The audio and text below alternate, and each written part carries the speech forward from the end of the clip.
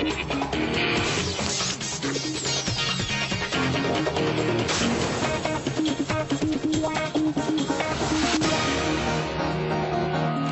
back to Crosstalk. I'm Peter Lavelle. To remind you, we're talking about the amendments being made to the Lisbon Treaty.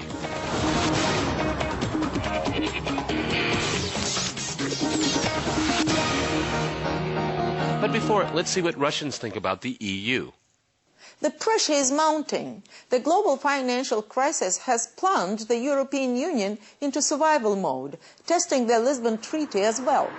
The treaty took effect on December 1st, 2009, 8 years after European leaders launched a process to make the EU more democratic, more transparent, and more efficient. The Russian Public Opinion Research Center assessed the attitude of citizens towards the European Union. 55% say they have positive feelings, while another 13% feel negative. Facing the Eurozone's escalating crisis, the EU is also facing the necessity to amend the treaty. Peter? Stefan, if I can go back to you, going back to this bailout clause, I mean, it seems that you're going to have carrots also now. So if a country doesn't do what it's supposed to, looking at Brussels acting like the IMF in Europe, okay, there'll be strings attached, maybe anchors, chains attached, okay, to the change to behavior. Actually, my organization... No, but my point is this, is that our country, if with the bailout clause, will countries lose more and more of their sovereignty if they get into some kind of economic trouble, if the euro continues to be dysfunctional within the monetary union? I don't think it's the euro that's dysfunctional. If you take Greece, for instance, it was a very strange way of handling statistics that was faked. Then you go to Ireland, it's a different case. You had the banking system that was coming into trouble.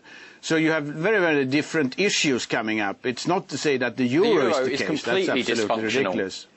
Well, you know, I mean, this sounds like the British coming back again, but I mean, I see that absolutely, if you say yes, that we're coming back, we're keeping out the euro, just like Sweden voted to stay out of the euro. It's very difficult if you talk all the time and try to explain what my view.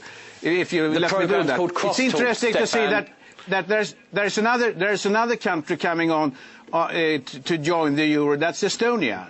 And I think that's interesting that countries who are able to do it, they try to do it. And it's against Estonian public opinion. Robert, let me ask you a question. 54% of Estonians want to keep the crew. Let me ask you a question. I want to ask everybody a question. So a little country, one of the Baltic republics, becomes part of the Eurozone.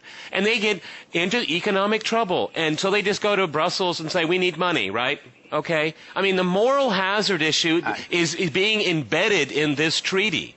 Okay, and I think that's very dangerous here. If I can go to Robert, what do you think about that?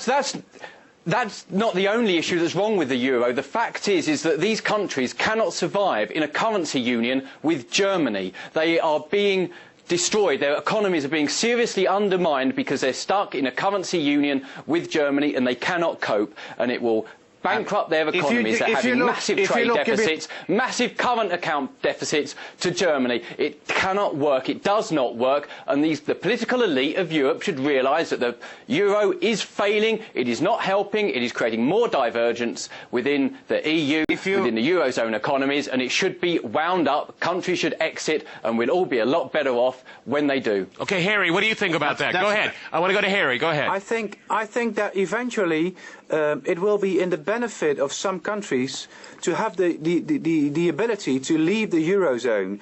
And I'm sure that in the future, right now we have a fund of 750 billion euros, but eventually that might prove not to be enough to also save Spain and Portugal. A strong or a large economy such as Spain might need a lot more than that is available.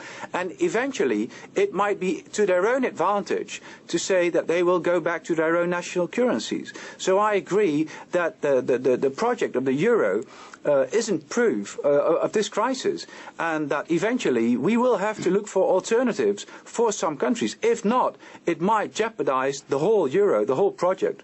Stefan, if I might jump in. Go ahead. I jump in and say the following. If you look a bit north, Then you come to Finland, which is a country that has euro and that has an extremely well-kept economy.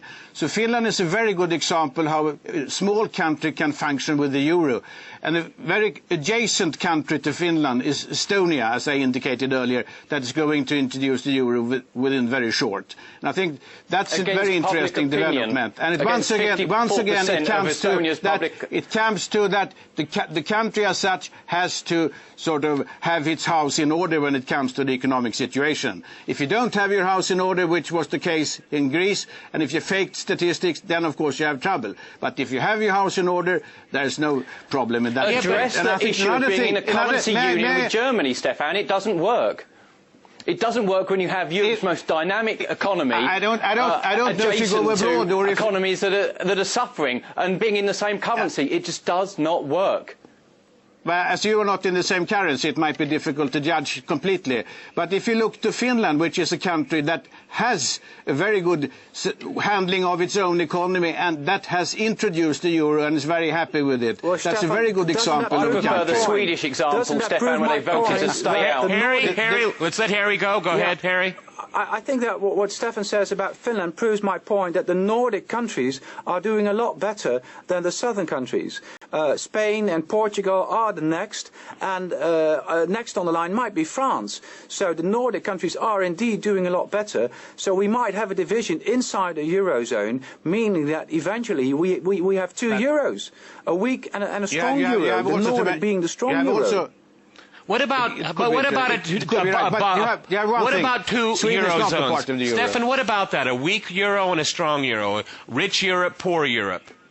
I mean, whatever it is, it's always wrong. I mean, when the euro was introduced, it was too strong. Later on, it was too weak. Later on, it was too strong. Later on, it was too weak. I mean, that goes up and down in a way like the weather. When it was introduced, if I remember correctly, it was $1.18. Later on, it changed completely, came down to 0.90. Then it was absolutely different. So whatever it was never good. So that's the thing. But okay. I think it's something very interesting to see that this is, here you have countries that try to solve the issues together. And I think that's something very, very strong. And the euro, of course, facilitates that because you have a more transparent situation than you had previously. Okay, the European Central Bank is hardly transparent. Exactly. Robert. Fully unaccountable, well, Robert, how do you feel about this? If this change, this bailout clause is added, is it opening a Pandora's box? Because yes, it is. It's opening a European economic government. It is far more centralisation than the people of Europe actually wanted. It is a long-term project to have most power at the European institutions based in Brussels, not with our elected politicians based in their national parliaments. Harry, what do you think about that project? Harry, I'd like to go to Harry. Harry, was this a Pandora's box, this amendment? I have something also. Okay, we'll go to you, Stefan, but Harry first. Go ahead.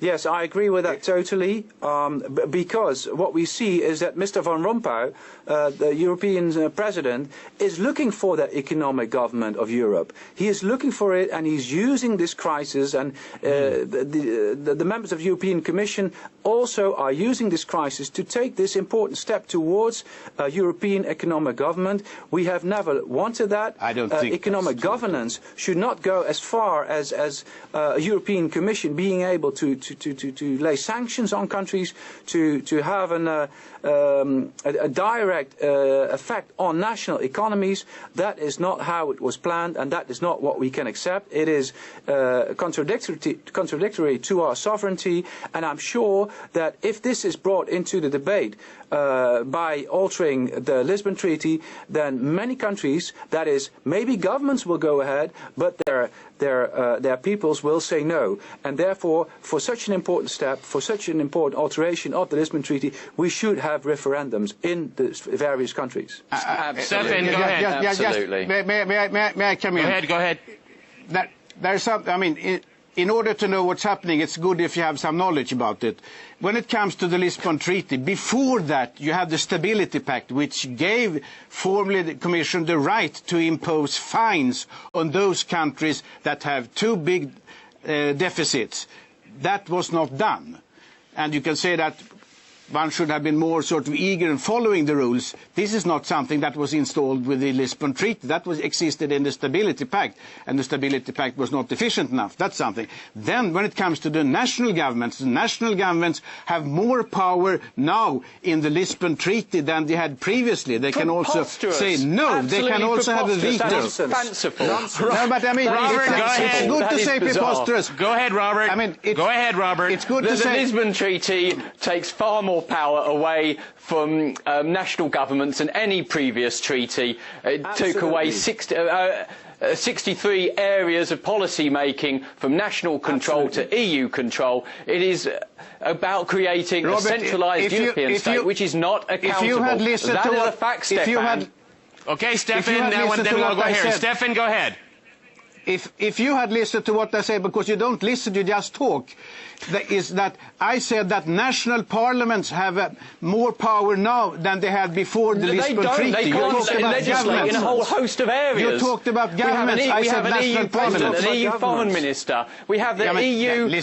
National parliaments don't make most of their legislation. Most legislation comes from Brussels. A German study found that 84% of their new legislation came from Brussels. National parliaments are becoming increasingly irrelevant as a result of the Lisbon Treaty. I mean, those are the facts. Absolutely true. You have to understand how it works. That's absolutely true. National parliaments. All right. The national people, the Brits participate in the decision making and the decision making and the legislatory process in Brussels. You're not abstaining, you're participating. National parliaments. Okay, let me give Harry the last word. Harry gets the last word. Go ahead, Harry. I'm dealing with this every day. National parliaments lose their influence because their governments come home saying we were against it, but there was a majority in favour, and therefore we were overruled. And that leaves parliaments with no instruments to change the policy of their own governments because therefore. All right, gentlemen, I'm going to have to jump in here. We'll be watching the trials and tribulations of the Lisbon Treaty. Many thanks to my guests today in Stockholm, Amsterdam, and in London. And thanks to our viewers for watching us here at RT. See you next time. And remember, Crosstalk rules.